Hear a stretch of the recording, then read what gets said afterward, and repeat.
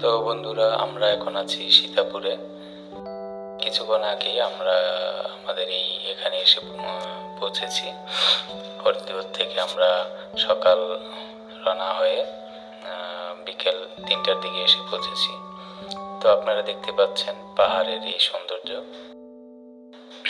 পাহাড়ের পাদদেশে আমাদের এইখানেই রুম, উপরে আর পিছনে একটা রুম।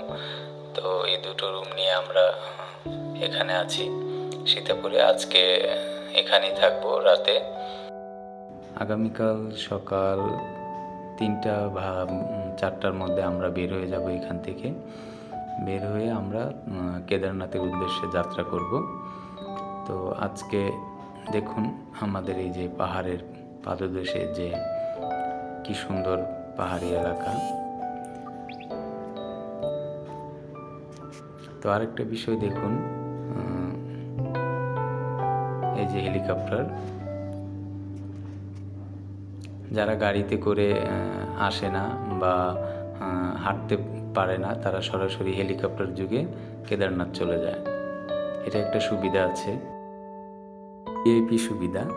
তবে যাদের টাকা আছে বা টাকা দিয়ে যারা রেজিস্ট্রেশন করতে পারবেন আগে থেকেই, তারা এই সুবিধা নিতে পারবেন। যে কারোর জন্য এটা প্রযোজ্য। তো সীতাপুরের এই যে এখানে আশেপাশে আমাদের রুম থেকে খুব ভালো সুন্দর পাহাড়ি এলাকা, খুব সুন্দর দেখা যায়। আমরা যে সারা রাত ছিলাম, প্রচুর ঠান্ডাও আছে এখানে, তবে দিনের বেলা ঠান্ডা একটু কম। তো দিনের বেলা একটু ঠান্ডা কম, কিন্তু রাতে প্রচুর ঠান্ডা ছিল এখানে। সেক্ষেত্রে রুমে গেলে আর ততটা ঠান্ডা অনুভূত হয়নি। তো আমরা এখানেই পাশে একটা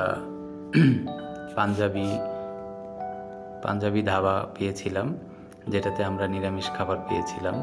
তো 2 বেলা আমরা ওইখানেই খেয়েছিলাম,